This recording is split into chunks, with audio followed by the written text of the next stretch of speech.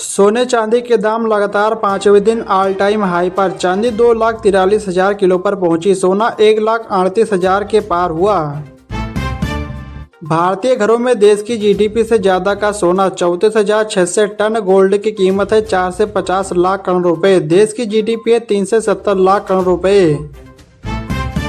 नए साल से पहले काशी, मथुरा और अयोध्या में भक्तों का सैलाब सा उमड़ पड़ा है। अयोध्या में रामलला और काशी में बाबा विश्वनाथ के दर्शन के लिए 2-2 किलोमीटर लंबी लाइनें लगी हैं। वृंदावन में तो महाकुंभ जैसी भीड़ जमा है, यहाँ पैर रखने लायक भी जगह नहीं है।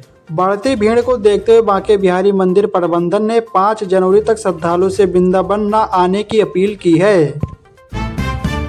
यूपी में भीषण सर्दी को देखते हुए सीएम योगी आदित्यनाथ ने कक्षा 1 से 12वीं तक के सभी स्कूलों को 1 जनवरी तक बंद रखने के लिए आदेश दिया है। यूपी के बुजुर्गों के लिए राहत भरी खबर है। अब वृद्धावस्था पेंशन के लिए उन्हें दफ्तरों के चक्कर नहीं काटने पड़ेंगे। सरकार की नई व्यवस्था के तहत फैमिली आईडी यानी कि एक परिवार एक पहचान प्रणाली के जरिए पात्र वृद्धाजनों की पहचान और सत्यापन स्वयं होगा। विद्यार्थियों को बोर्ड परीक्षा जैसे वातावरण उपलब्ध कराने के उद्देश्य से माध्यमिक शिक्षा परिषद ने प्री बोर्ड परीक्षाओं को अधिक प्रभावी और पारदर्शी बनाने का निर्णय लिया है। हिमालय में लगातार हो रही बर्फबारी से मैदानी इलाकों में ठंड बढ़ गई है। यूपी के 68 जिलों में घना कोहरा छाया है। इसके चलते 10 मीटर तक देखना भी मुश्किल हो रहा है। वहीं मध्य प्रदेश के 31 शहरों में पारा 5 से 8 के बीच रिकॉर्ड किया गया है। दिल्ली एनसीआर में धुंध की मोटी चादर के साथ फिर से फूटा पॉल्यूशन बम। कई इलाकों में आईक्यू खतरनाक स्तर पर। अयोध्या से वाराणसी के बीच बनेगा 6 लेन हाई स्पीड कॉरिडोर। 5 घंटे की दूरी 2 घंटे में होगी तय। पानीपत से गोरखपुर एक्सप्रेसवे 7 से 47 किलोमीटर लंबा होगा, जो हरियाणा और यूपी के 22 जिलों को जोड़ेगा। भूमि अधिग्रहण जल्द शुरू होगा, जिससे 133 गांव में विकास की उम्मीद है। चलिए दोस्तों, अगली खबर बताने से पहले इस वीडियो को भी लाइक करें, शेयर करें और चैनल को सब्सक्राइब करके बेल आइकन प्रेस कर लीजिए।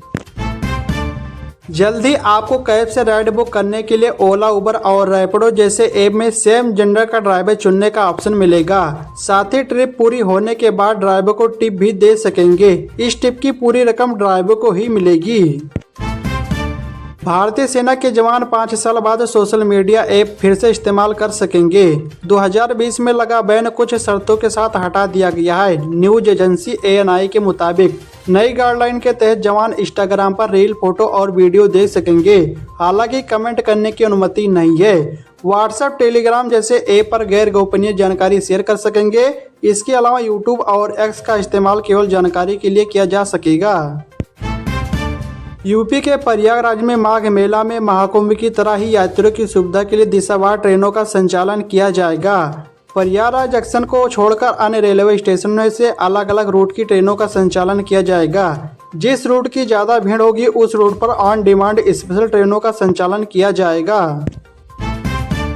उत्तर प्रदेश के 1 लाख चीनी मिल कर्मियों को नए साल का तोहफा सरकार देने जा रही है। कर्मचारियों के वेतन में 2,149 रुपये बढ़ाने पर सहमति बनी है। प्रमुख सचिव की औपचारिक मोहर लगते ही वेज रिवीजन का आदेश जारी हो जाएगा।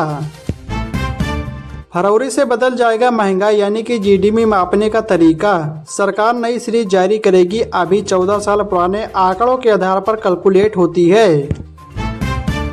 मुरादाबाद से दिल्ली रूट पर नई एसी बसों का संचालन शुरू कर दिया गया है। पहले किराया 3 से 10 रुपये था, जिसे बढ़ाकर 3 से 65 रुपये कर दिया गया है। इस हिसाब से यात्रियों पर 55 रुपये का अतिरिक्त बोझ पड़ेगा। नई एसी बसों के कारण पुरानी एसी बसों का संचालन फिलहाल बंद कर दिया गया है। रायबरेली डिपो को 35 नई रोडवेज बसें मिली हैं, जिससे दिल्ली और लखनऊ जाने वाले यात्रियों को सुविधा होगी। इसमें 20 छोटी और 15 बड़ी बसें शामिल है। नई बसों को माघी पूर्णिमा व लंबी दूरी की रूट पर चलाया जाएगा। माघ मेला 2026 में आने वाले श्रद्धालुओं के यातायात अनुभव को सुगम और सुविधाजनक बनाने के उद्देश्य से जिला प्रशासन द्वारा रैपिडो बाइक सेवा उपलब्ध कराई जा रही है। यूपी में सड़कों पर इलेक्ट्रिक वाहनों की संख्या बढ़ाने की तैयारी में। इसके लिए योगी सरकार ने परिवहन विभाग को 50 करोड़ रुपए से ज्यादा का अतिरिक्त का बजट देने का फैसला किया है। इस रकम का सीधा फायदा आम लोगों को मिलेगा, क्योंकि इसका इस्तेमाल इलेक्ट्रिक वाहनों पर सब्सिडी देने में किया जाएगा। प्रदेश में प्रदूषण मानकों को लेकर सख्ती बढ़ा दी गई है। जिन वाहनों के पास वैध प्रदूषण प्रमाण पत्र नहीं पाया जाएगा उन पर 10,000 रुपये तक का जुर्माना लगाया जा सकता है। दिल्ली में भाजपा सरकार नई इलेक्ट्रिक वाहन नीति ला रही है, जिसमें इलेक्ट्रिक वाहनों पर बड़े स्तर पर सब्सिडी देने का विचार है। इस नीति के लागू होने के बाद इलेक्ट्रिक वाहन और डीजल पेट्रोल वाहनों की कीमतों में अंतर कम होने की उम्मीद है। गोरखपुर शहर को जाम मुक्त करने के लिए यातायात पुलिस और परिवहन विभाग ने सख्ती बढ़ा दी है। 1 जनवरी से केवल परमिट वाले ऑटो ही शहर में चलेंगे, जिनकी संख्या लगभग 3,000 है। ग्रामीण क्षेत्र से आने वाले ऑटो को 16 किलोमीटर की परिधि से बाहर ही रोक दिया जाएगा। शहर में चलने वाले ऑटो की पहचान के लिए स्टिकर लगाए जा रहे हैं। नियमों का उल्लंघन करने पर परिवहन विभाग चालान करेगा। कृषि विभाग ने खाद की कालेबाजारी रोकने और जरूरतमंद किसानों तक उचित मात्रा में उर्वरक पहुंचाने के लिए वितरण प्रणाली में बदलाव किया है। नई व्यवस्था के तहत अब किसानों को उनकी भूमि की जोत यानी कि खतौनी के आधार पर ही खाद मुहैया कराई जाएगी। यूपी की योगी सरकार नए साल में युवाओं को बड़ा तोहफा देने जा रही है। 2026 में 1.5 लाख सरकारी नौकरियां निकलेंगी। सीएम योगी ने हाल ही में अफसरों के साथ बैठक में विभागवार खाली पदों की डिटेल मांगी थी, जिससे इन पदों पर नियुक्ति की जा सके। इसकी समीक्षा करने के बाद 2026 में युवाओं को 1.5 लाख सरकारी नौकरी देने की इजाजत दे दी है।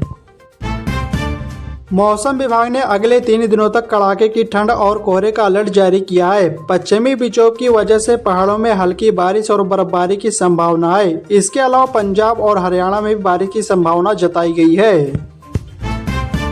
सीएनजी और घरेलू पीएनजी 1 जनवरी से सस्ती होगी। कंज्यूमर्स को हर यूनिट पर 2 से 3 रुपए की बचत होगी। गैस रेगुलेटरी बोर्ड ने ट्रांसपोर्टेशन चार्ज घटाए हैं। दिल्ली ट्रैफिक पुलिस ने चालान भुगतान के लिए BBPS सुविधा शुरू की है, जिससे वाहन मालिक अब किसी भी UPI ऐप पर अपना नंबर डालकर पेंडिंग चालान दे सकेंगे और उनका तुरंत ऑनलाइन भुगतान कर सकेंगे। उत्तर प्रदेश सरकार ने पेट्रोल और डीजल पंप खोलने की प्रक्रिया को आसान बताते हुए बड़ा बदलाव किया है। अब पहले की तरह 10 विभागों से NOC लेने की जरूरत नहीं होगी। नए नियमों के अनुसार प्रदूषण नियंत्रण बोर्ड और वन विभाग समेत कई विभागों की अनुपत्ति प्रमाण पत्र की अनिवार्यता खत्म कर दी गई है। दिल्ली ट्रैफिक पुलिस ने अपने विशेष अभियान ऑपरेशन चक्रव्यूह के तहत 24,000 से अधिक वाहनों का चालान किया और 144 वाहनों को जब्त किया। अभियान का उद्देश्य ट्रैफिक नियमों के उल्लंघन को रोकना और अनुशासित ड्राइविंग को बढ़ावा देना था।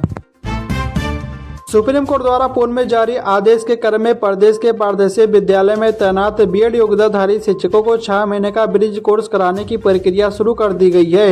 इससे लगभग 33,000 शिक्षकों को बड़ी राहत मिलेगी। भारतीय नागरिकता छोड़ने वालों की संख्या लगातार बढ़ रही है। विदेश मंत्रालय ने सांसद को बताया कि पिछले 5 सालों में करीब 9 लाख भारतीयों ने अपनी नागरिकता छोड़ दी है।